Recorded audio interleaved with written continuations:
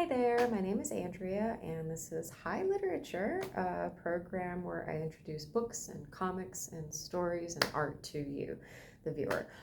I am going to just keep rolling along with this Love and Rockets sketchbook. It is a collection of art.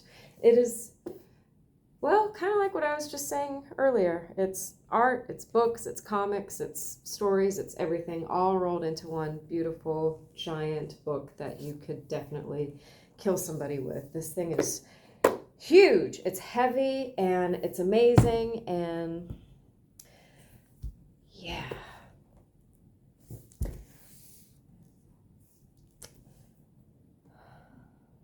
I'm gonna get rid of this.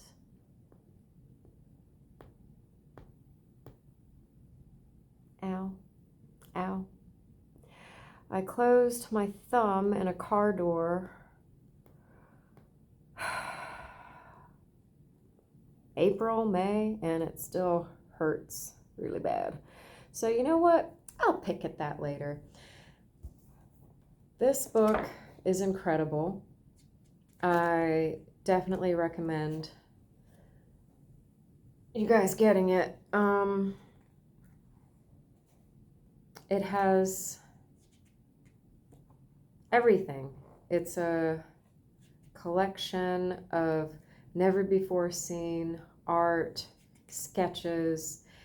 And I don't know about you guys, like you know, at the end of comics where sometimes it'll show the creative process, it'll show like the preliminary sketches and drawings and then the inking process and et cetera, et cetera. And honestly, 9 times out of 10, I like that raw, unfinished sketch better than the completed work with the ink and the colors.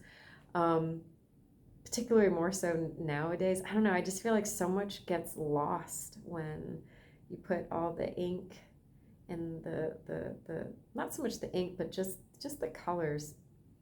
And I know that sounds terrible, but I just really love the raw, sketchy, like, God, this right here. I love this so much. I showed this yesterday. But that top page, this, I love that. I love it so much. And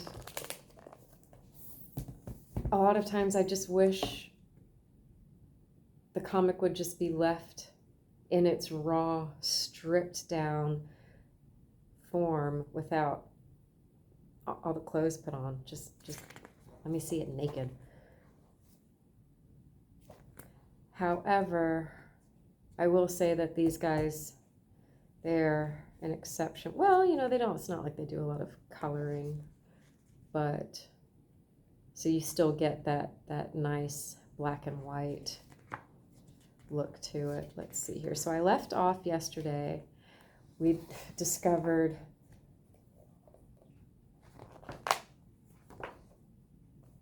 this is from 1978. 1978. I didn't know H.R. Costigan was that old. Is he even called H.R. Costigan? Oh, so far it sounds like it. So, it's by James Hernandez. I love when they like play with their names. Inked by Mario Hernandez. Oh, we've got a Mario appearance in here. Lettered by Bert. I am the richest man in all the universe. I am the richest man because I am the last in all the universe.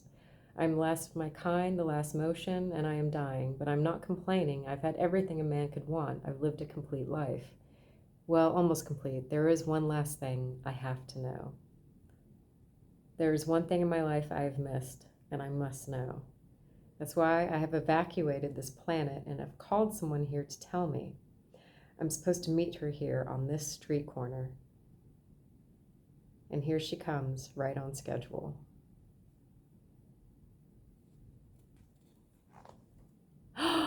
Yep, that's her. So the character that we have here that looks like Penny is not Penny. She introduces herself as,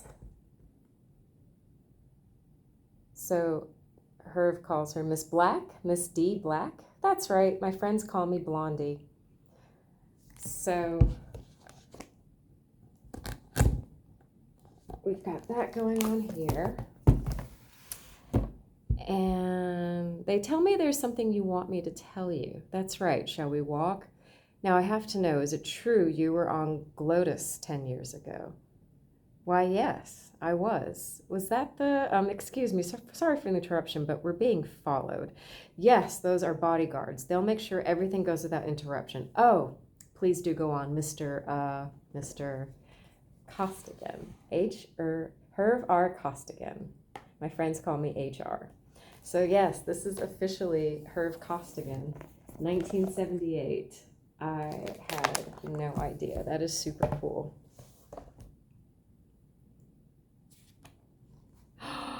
Oh, wow. Look at this. This is crazy.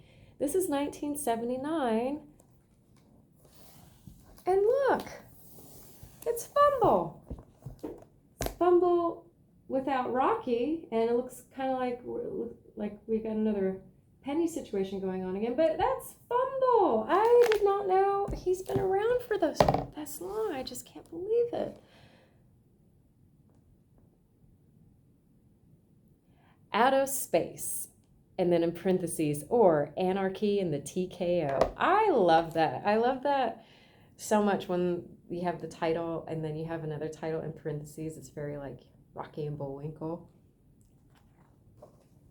It's so much fun. Oh my God, this is great. You guys, look at, I love Fumble so much.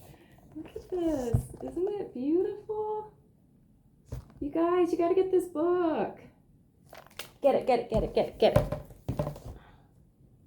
Oh, she's called Blondie here too. So Penny used to be Blondie. It's going to be a long road home, baby. Tell me about it. Oh my God, look at this. He is so good. And this is 79. I wasn't even born yet. It's 4 years away from being born, and he's doing this. Makes me sick. But I love it.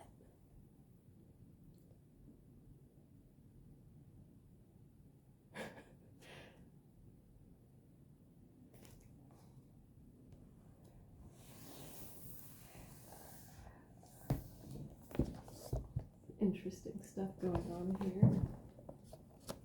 I can actually see it pretty good in the camera, so let me do this.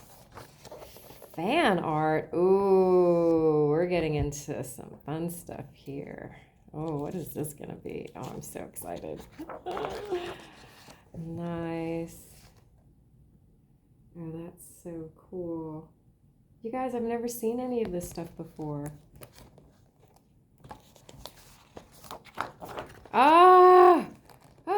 Okay, now this I've seen, but this, are you kidding me?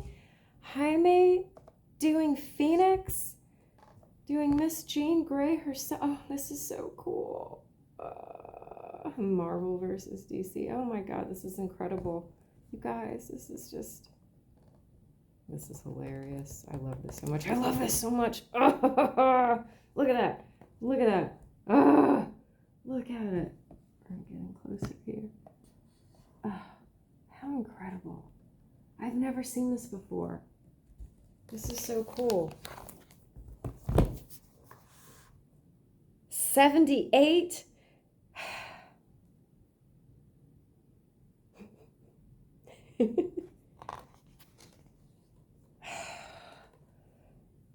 Punk, skunk. Punks versus skunks.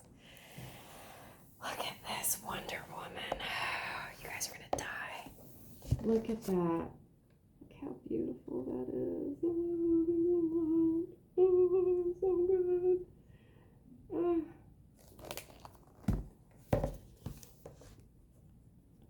I started reading Love and Rockets. I was trying to remember. And I guess I'm officially old when you can't remember, when you're saying things like, oh, I was like 17 or maybe 18 or maybe 19. So yeah, I was 17 or 18 or 19. I was one of those ages. I think we're going to say 18. We'll split the difference. I was 18 when I started reading Love and Rockets. And when I started reading Love and Rockets, I actually read like the Palomar stuff first. So my intro to the Hernandez brothers was Gilbert. And Jaime's stuff didn't come into my world until a little later. And it was a hard adjustment. I remember initially not liking Jaime's work, period. Like the art, the stories. I was just so immersed in Gilbert's world of Palomar. This is great. This is so good. And then, but you know, my curiosity, look at it. I just love this. How cool is this? I love it. It's so funny. But I couldn't stay away. You know, I would keep coming back to it. And then the next thing I know, I was just head over heels in love with Jaime's stuff. And I kind of like flip-flopped, and I went from being a huge Gilbert fan to being a huge Jaime fan. And then I just loved both of them equally. And then I started leaning more towards Jaime because it was just more relatable, I guess, like with the ages of the characters and the stuff they were going through. And also when you consider, like, they were in their early 20s. I'm in my late teens, early 20s. And I just identified with the girls more, and especially with Maggie. And I really loved the guys. I loved Doyle. I loved Ray. And I just got swept away by the Locas. And it's been a trip growing up with these characters almost side by side, because like the last run I ran, the last run that I read was Is This How You See Me? And it was so weird seeing these characters with cell phones and stuff and texting each other, because that was not in this world. That wasn't in my world. That wasn't, and now it's, you know, it's just every day. And it's just weird seeing them old and seeing myself old, like we're old now. And it's a really unique experience, kind of like literally growing up with these fictional characters. Love and Rejects, Character Studies, Roughs, and Unfinished Pages. This is going to be amazing. This is... Yes. What do we have here? Man. Penny and a cigarette ad, and Penny holding a book. How great are these? These are just wonderful. I love these so much. They almost look like paintings.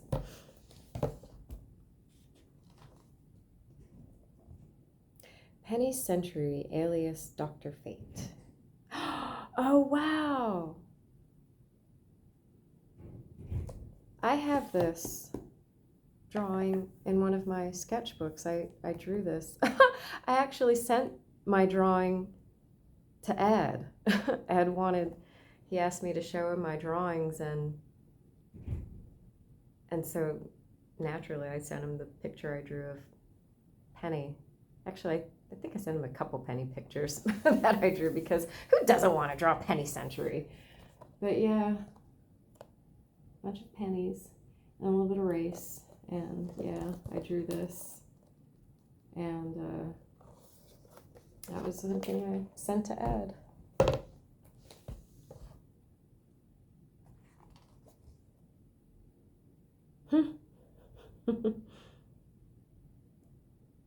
Maggie the mechanic.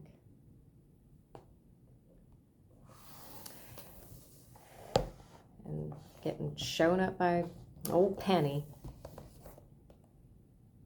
I mean, what woman hasn't felt like that at some point in time next to another woman? All right, you guys, I'm gonna have to end this. I actually have a work event I need to go to, but I wanted to spend a little time doing this. Yeah, there are some things I wanted to talk about, but we'll save it for another time, or maybe not. I might not talk about it at all. But anyways, I'm going to keep going with this in further videos. We're on page 52 and 53 now. Ooh, does it? Oh, interesting. So Jaime's stuff finishes at page 211. And then Gilbert's stuff finishes at page 195. So we're at page 53 of 211, and then we're going to flip it and do Gilbert's side. And yeah, we're just going to keep on keeping on. And I'll, do other videos in between, I'm sure, as time and opportunity and inspiration arises. And in the meantime, yeah, stay safe and talk to you later. Bye.